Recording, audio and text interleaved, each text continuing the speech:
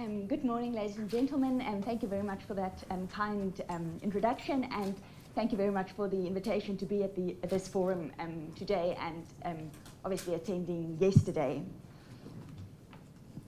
So today's presentation will really focus on the position of the United Kingdom and South Africa, as both these jurisdictions have hybrid systems of corporate governance. I will basically start my presentation by focusing on the position in the United Kingdom. This part of the presentation will be quite brief, as I think we have quite a bit of background on this already from the previous presentations. But I will give you just a really brief explanation of the comply or explain approach. I will refer to some empirical studies on the effectiveness of that approach, and I will then discuss some of the recommendations or the suggestions that has been made in the literature up to now. But then I will turn over to the position in South Africa. I will start by setting the scene, providing you with a bit of background on the corporate governance framework in South Africa, focusing specifically on the Code of Good Corporate Governance in South Africa, the King Report. I will then also refer to some limited but significant empirical studies that have been conducted in South Africa on the effectiveness of the King Report. And I will then, basically the aim will be to provide you an overview of the position in the United Kingdom, to compare it with the South African position, and then to make subsequent recommendations to maximize soft law regulation or self-regulatory codes, really. So to start with position in the United Kingdom, and specifically the comply or explain approach, as I say, just briefly, as we know by now, the corporate governance code is really the main pillar of the corporate governance framework in the United Kingdom, following a comply or explain approach.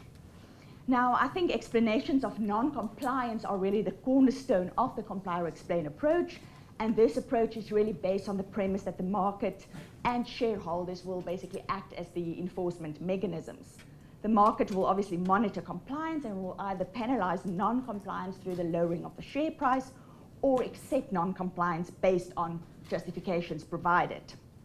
Shareholders, I think, will often actually use behind-the-scene tactics to indicate their satisfaction, and I think a good example is the recent case of the global asset management company of Schroders, where they came under heavy fire from shareholder groups and investors due to a decision to appoint the CEO as the new chairman. So quite a good example of shareholders using their tactics rather behind the scenes than at an actual board meeting. Then obviously the listing requirements, another relevant part in the corporate governance framework in the UK, as they provide that the annual report of a listed company must include a statement on compliance with the code. Then also the Financial Conduct Authority's disclosure and transparency rules are relevant, as it is required in Rule 7.2 that an issuer to which the section applies must include a corporate governance statement in its director's report. If companies do not conform with these rules, it will, as we have said many times so far, result in a contravention of the rules. But as has been said before as well, and according to studies, it seems if companies that fail to comply or explain are not really penalized. Then lastly, the Companies Act is relevant with its strategic report and director's report with regards to the disclosure of non-financial issues.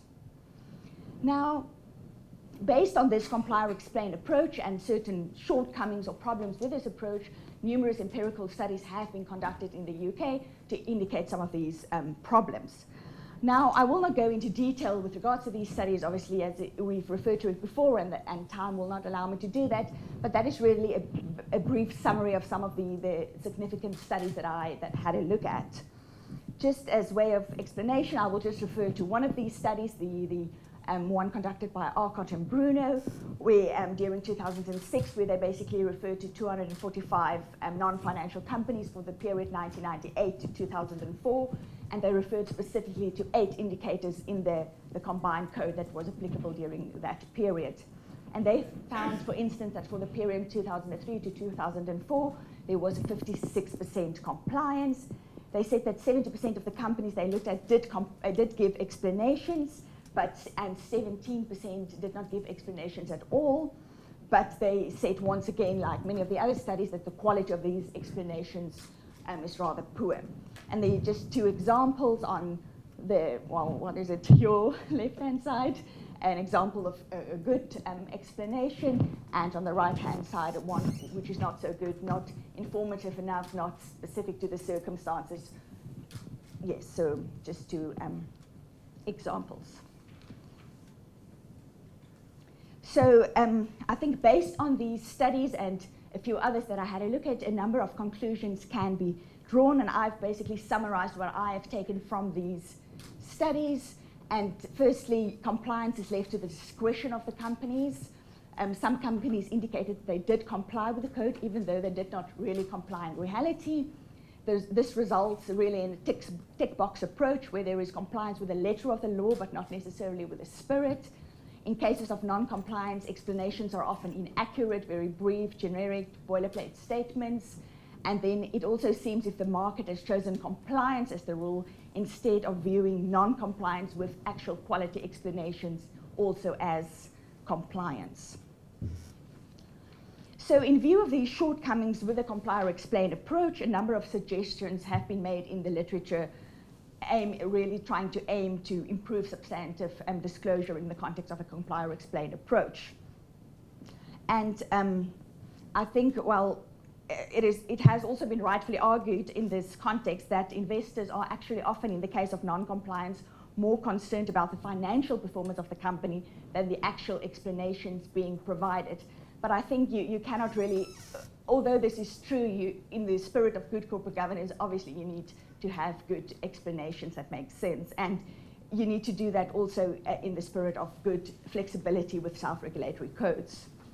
But some of the recommendations that have been made in UK literature, and many authors and academics refer to this, and the sources are listed in my book chapter, obviously, but some suggested reference to an external regulatory authority, but you need to keep in mind the advantage of flexibility and what will be the effect of such a finding, what type of sanctions should they be able to make.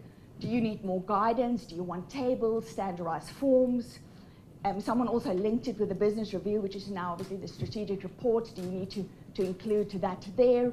And even what about an apply or explain approach instead of your comply or explain approach? So that's really a very brief overview of the UK position with the aim of comparing it now to the South African position. Now, South Africa has a hybrid corporate governance framework with issues being both regulated in hard and soft law, and we won't go into that again. South Africa has traditionally also followed a comply or explain approach in terms of the King 1 and King 2 reports, but it has adapted a new apply or explain approach in King 3. So even though King 3 applies to all entities, public, private, and non-profit, I will only focus on the listed entities to enable a proper comparison with the UK position where that is the case. The King report has a wider application than previous reports, as I said, because it applies to all entities. The King 3 report is actually also in the process of being redrafted, and King 4 has been issued for public comments during March of this year of 2016, and there are quite substantial differences when you compare the two reports, so it will be very interesting to follow that. But you go back to the framework and see, we now know you have your comply or explain approach in the UK. There's empirical studies suggesting some problems with that, and some recommendations have been made trying to address some of these shortcomings. In South Africa, there's not a lot of empirical studies actually on the effectiveness of the King reports. There are some of the studies that I was able to find, but as I say, really not a lot. The first one was actually conducted by the Institute of Directors of Southern Africa in 2013. Obviously, the Institute is the guardian really of the King report, so I mean, you might have to question some of these studies, and this was not a study where they actually looked at exact compliance. It was more a study on how companies perceive or view the actual King report, and do they think they comply, but it has not been checked whether they actually did comply. So they looked at 183 responses for a period for 31 days, and 84% of the companies indicated, yes, we are complying with King, and if we do not, we do provide sufficient reasons. And they also say that they feel that King has a positive effect on board deliberations, and they have various assurance models in place trying to check that. another interesting study by Mwabaru in 2014, but he looked at companies in South Africa and Kenya. But for purposes of today, with regards to the South African companies, he looked at the annual reports of 50 listed companies on the Johannesburg Stock Exchange, and he found that there was compliance of 73.3% of those companies actually did comply with the King report. But he did put in a disclaimer that he only looked at large companies, and that's not necessarily the case when you look at smaller companies. So because there's really not very much evidence, I mean, compared to the empirical studies done in the UK, that is really not the case when it comes to King report. So I then decided to see if I can sort of prove my point that I think that there is actual really good compliance with King. So I therefore conducted a very light-based pilot study, you can say, and I've selected that out of the top 40 companies listed on the JSE, I selected 10 companies. It's really a very initial pilot study, and I looked at various, and these companies were all listed, had a primary listing on the Johannesburg Stock Exchange, and it's only companies that's listed on the main board. I then I looked at the reporting period for 2014 and 2015, and I basically asked 2 questions similar to some of the questions asked in the UK studies. Firstly, to what an extent did the company apply King 3? Here I checked compliance with all 75 principles in King, but I also just looked at the principles in Chapter 2 with regards to boards. And then secondly, I said if they did not comply, I checked did they provide an explanation, and if that is the case, is it a good explanation or not? Now, as with previous studies, it's quite difficult, it's very subjective to determine whether it's a good explanation or not, but I used these actual very good guidance in the practice notes to King 3 on how you need to draft these explanations. So I looked at those guidance and tried to measure it against that.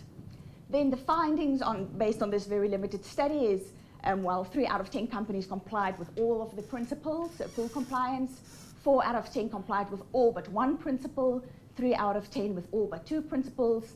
There were actually no cases where no explanations were provided, and in those limited cases where they did not comply, I thought that the explanation provided was relatively good. And these some of the examples of some of the explanations that I thought provided quite good information. But I think it's necessary to say at this stage that it is obviously very difficult to measure with complete accuracy whether these companies merely just tick the boxes or whether they actually really applied these principles on a substantial level. Now, in the context of King 3, the King Committee provides companies with an application register, which is very detailed, and companies make use of that, where they actually indicate all their principles and they really explain in detail to what an extent they've complied. And I found that quite helpful. But at this stage, I would like to make the conclusion that King 3 has been successfully applied in practice, and that based on this, a few selected characteristics of the South African corporate governance framework I will like to try to highlight some of those characteristics. Because I think that these initiatives and approaches that is currently followed in South Africa might provide quite a good platform for having successful self-regulatory codes. But before discussing those characteristics, I think it's important to highlight a few external factors that may or may not have an influence on the apparent success of the King 3 report. First, if you look at the ownership structure of companies in South Africa, South African companies follow a blockholder ownership structure. So statistics show that 40% of the JSE Limited, the Johannesburg Stock Exchange, is held via pension funds and unit trusts, or 61% if foreign funds are excluded. There is therefore a lack of dispersed shareholding, and the majority shareholding is either through the institutional investors or through insider shareholders. This is obviously different to the position in the United Kingdom. So institutional investors play a huge role when it comes to the application of corporate governance codes and have quite a significant impact on the quality of governance in companies in which they invest. CRESA, which is similar to the Stewardship Code to a certain extent of the UK, is a code on responsible investment, and the aim of the code is to give guidance on how institutional investors should execute investment activities to promote sound corporate governance. Secondly, the size of the JSE Limited might be a factor as well. It is the largest and the only licensed stock exchange in Africa, but it only has around 470 companies actually listed on it. This means that there are only a limited number of companies that investors can invest in, should they want to list on the South African Stock Exchange. So companies might therefore compete with each other to a certain extent to attract possible investors, and they will try to ensure that their corporate governance is really in good shape. Thirdly, I think the social landscape of South Africa is quite important. In South Africa, the inclusive stakeholder approach is followed. This is advocated in the King Report, and it is also in line with the South African Companies Act. It is actually specifically stated in the Act that one of the purposes of the Act is that a company has to promote both economic as well as social benefits. Then, as I referred to yesterday briefly, there's also the establishment or the requirement that certain companies has to have a social and ethics committee. So that is really a certain way of legislating corporate social responsible conduct, once again in line with the stakeholder approach. And then obviously the remedies provided to stakeholders in the Companies Act is extremely wide, specifically section 2182, where actually it's actually stated that any person who contravenes any provision of this act is liable to any other person for any loss or damage suffered due to a contravention. So a very, very wide liability.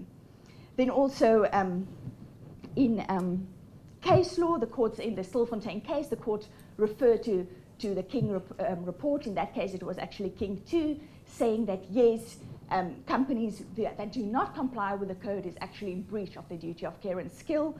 And in a more recent case in 2015, the court defined, which does not happen very often, the term corporate governance in case law, saying that it includes the protection of stakeholder interests. So all of this might contribute to the apparent success of corporate governance in South Africa. But I am of the view that despite these external factors, the corporate governance approaches and initiatives followed in South Africa can have a positive impact on the application of soft law in the context of corporate governance. And I will try to elaborate on some of these approaches followed in South Africa in the next part. So those are some of the things that I've highlighted, I've taken from the South African corporate governance framework to indicate maybe why it is quite successful, the application of the King. Now, the first one is the apply or explain approach. As I said, although initially started similar to the UK with the comply or explain approach, South Africa has moved a little bit on, and they decided to follow the King 3, the apply or explain approach. Now, the King Committee felt that the apply or explain approach shows an application for the fact that it is often not a case of whether to comply or not, but rather to consider how the principles and recommendations can be applied. It is specifically stated in the King Report that each principle is of equal importance, and together the various principles are supposed to form a holistic approach to governance. As I said, in King 4, they are actually moved away from the apply or explain, and they now opted for a different approach, once again being the apply and explain approach, which is rather a bit new and different to what we are used to. And the main drafter of the King 4 report indicated that this approach should really be seen as a move beyond a compliance mindset to describing how implemented practices advance progress towards giving effect to each principle. So application is really assumed, application of all these principles is really assumed as it is part of your basic principles of good corporate governance. Then back to the King 3 report, which is still applicable. It provides really good and detailed guidelines on how to actually draft explanations in cases of not applying the principles of the King. Now, guidelines are provided in an additional document, the practice notes, and the Institute of Directors also developed a governance assessment instrument, which is really helpful, I think, for companies, and it seems that most companies are actually using that instrument. This is really a web-based tool that serves as both a measurer and an enabler of good corporate governance structures, policies, and procedures. It really establishes a benchmark for governance reporting. Now, I think the most interesting part of all of these different initiatives and approaches is the enforcement by the Johannesburg Stock Exchange. Now, the Johannesburg Stock Exchange requires that listed companies have to comply with specific corporate governance requirements.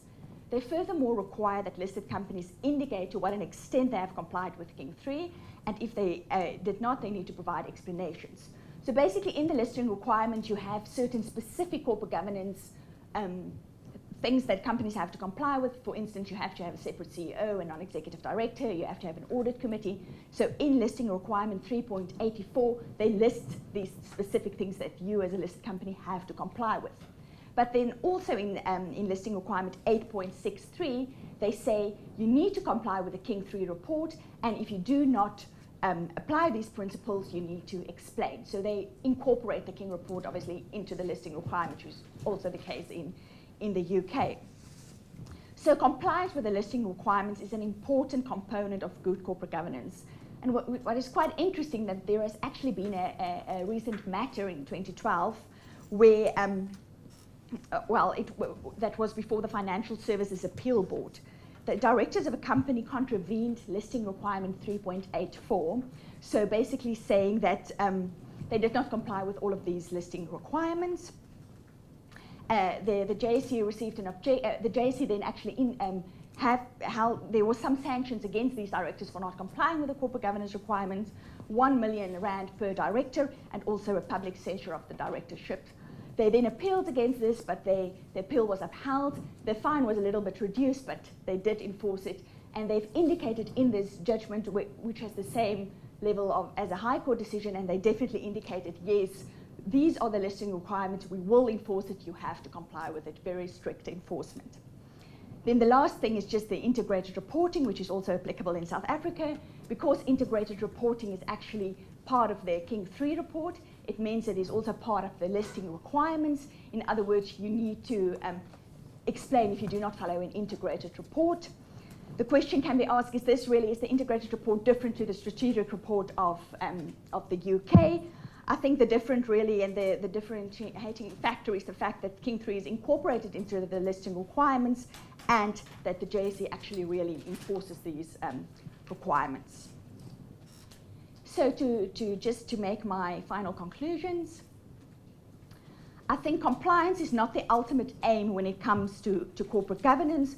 A box-ticked approach is discouraged at all costs. Substantial compliance should be the key when it comes to self-regulatory codes, coupled with the ability of companies to have flexibility when they decide which principles are relevant to their specific business. Self-regulation is thus the preferred route. But self-regulation can only be effective if it is linked to accountability and responsibility, and thus proper disclosure. Disclosure in the context of South African companies is at a high level. This can be contributed to various factors, as discussed throughout this presentation.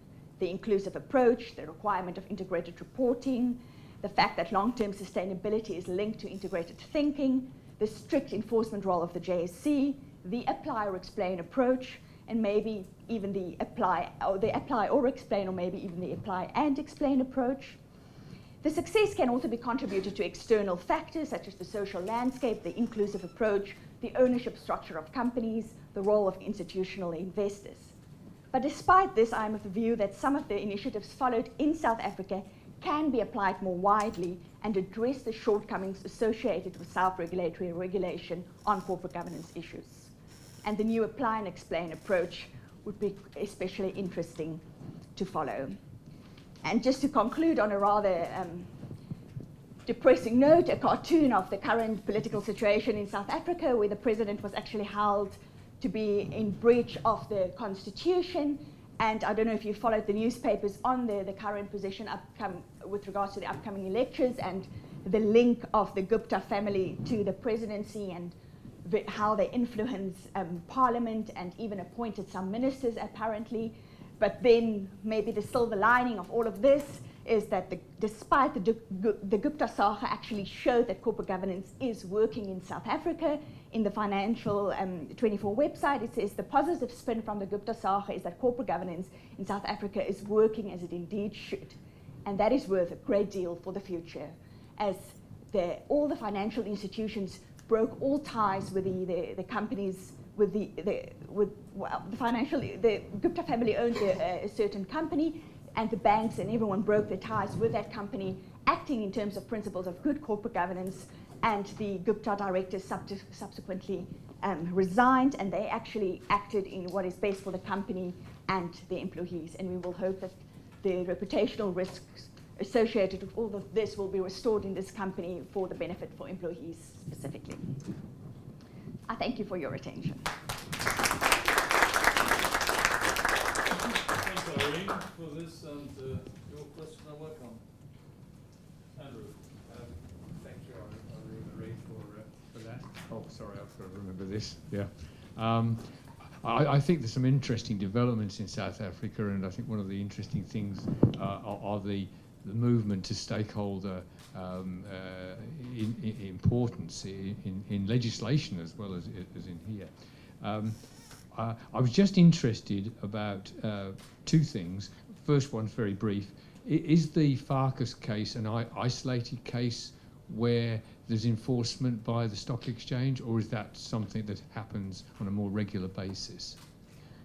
I was wondering about that myself, and I've actually contacted the JSE personally with someone who works with this, and he says that they do really check it very, very regularly, and they will enforce it. So it might be an isolated case in the sense that this is the only one that we have on paper, but I think practically they do enforce it, and if you do not comply, something will happen.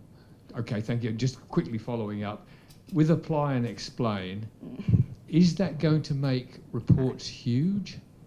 Because I'm just thinking, if you've got to apply, say you apply and then explain why you've applied, how long will those reports be? I know, yes, that's a good point, and I think they try to address that in the King IV report to a certain extent, because they provide you with an actual template sort of that you can use or register what they refer to it, and there's different formats for different type of companies, and it actually also goes beyond just, well, definitely beyond listed companies, but even beyond non-profit or private companies, going further, that it might even be applicable to govern, state organizations as well.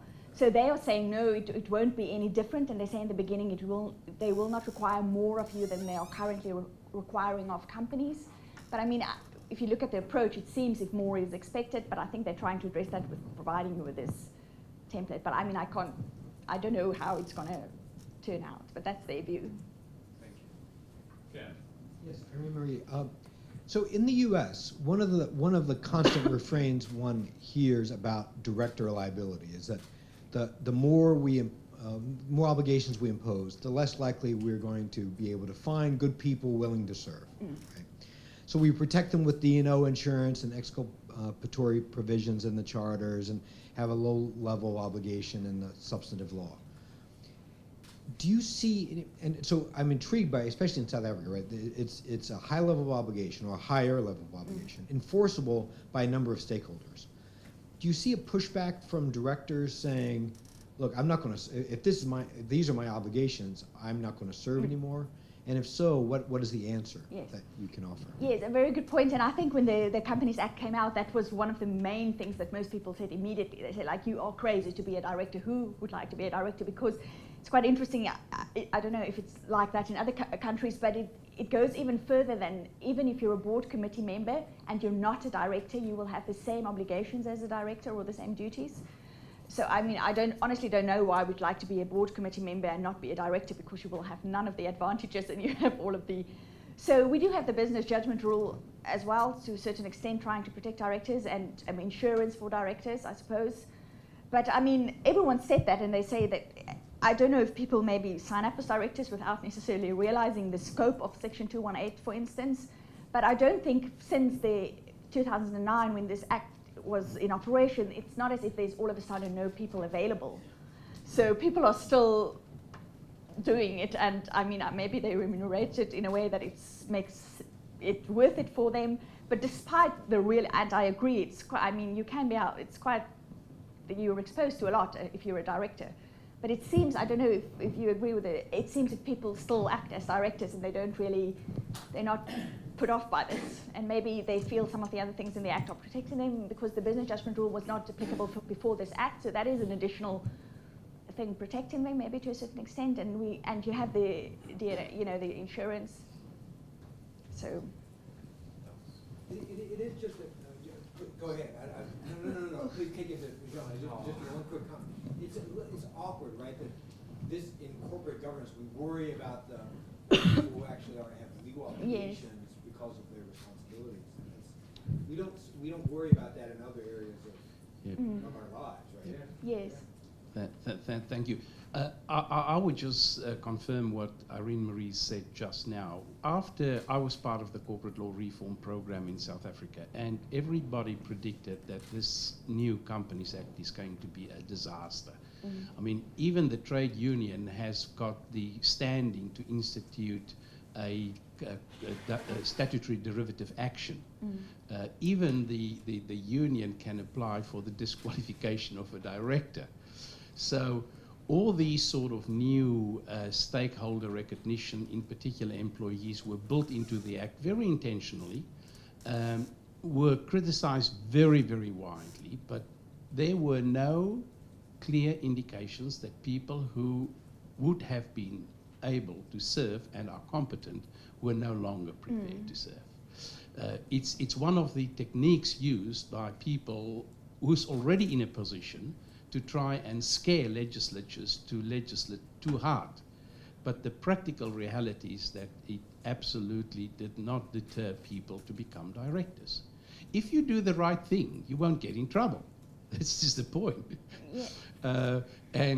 Those instances where it is used for ulterior motives or vexatious, the courts are there also as a guard to make sure that companies do not come to a standstill if these very strong remedies are being used. So there's checks and balances. And I mean, with regard to that wide Section 2182, there's, as far as I know, no case law really on that yet. So it seems if it's not really, doesn't have such a big effect in practice.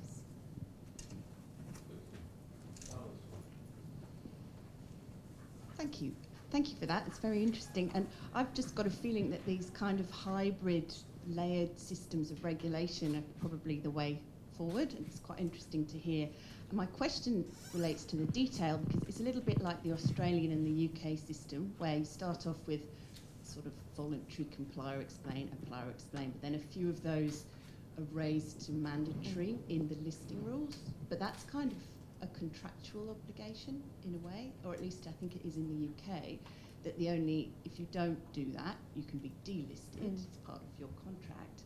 But it's quite interesting to hear that in South Africa you can actually be prosecuted, is it? Is that how they find directors? And how does the stock exchange do that, or do they refer to some other body? Yeah, so this happened in the, what is the financial, what do you call it, but it has the same standing as a high court, really. So, and I think it's similar to a delisting, but there's different things that they can do. So they can censure you, and this is all regulated in the listing requirements. And then you can get a penalty of 1 million rand, for a director for not complying with this, or you can censure as a director or delisted. So this was the case. It's on a similar. It's not by the High Court, but this is similar level as the. Okay, so does it link into your Companies Act? Is that where the penalties lie, or they're actually? No, they're in their listing requirements. Oh, yes. okay. Thank you.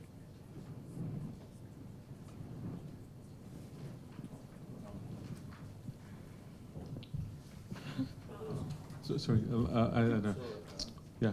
Around 5 years ago, I was approached by a person, and he used to be in the insider dealing tribunal in Hong Kong, so he was squeaky clean, and he was into mining, selling coal from China to elsewhere. Okay, and so I went to the operation. I looked at all the operation. I did all my due diligence. I did everything that a director should do, including and I actually educate people on directors' induction, so for institutional directors or whatever. So I've done everything. I checked the box. I did everything I did. Okay. Fast forward 3 years later, my chairman was arrested, and he is now serving 5 years imprisonment because of fraud. And then in between, I was actually involved in a class action. I had no problem stomaching it because I am a litigator for part of my life. So. I was able to withstand the pressure, whatever. The message is that, there are actually a lot of people who are unwittingly caught as directors into these sort of mess. And, even despite of having done the right thing, like me, I'm squeaky clean, okay? And you still get involved in all sorts of action. And the reality is that, all these duties, all these care, etc., it's going to come back and bite on the person who wants to be a director. And then the question is, Mohan, if there is another company that asks you to be a director, would you do it? And I would say, absolutely. I've actually learned from these experiences that, you know, maybe I need to be more and more careful. So therefore, these sort of discussions are very, very important for directors and to understand that, you know, there are these particular issues. It's not just about doing the right thing. It is actually about the law and how do you mitigate your risks, etc. So I see a lot of value in forums like these. So just comment, really. Yes, you know, thank you very much. And I think some of the committees that are now part of the Companies Act can maybe, I mean, the aim is that they assist with some of these things that are different from the previous position. So the Social and Ethics Committee really trying to help directors to a certain extent, putting their, you know, their attention to certain things that might not have, that they're not necessarily used to, because it's not, they did not have to take all of those issues into account previously.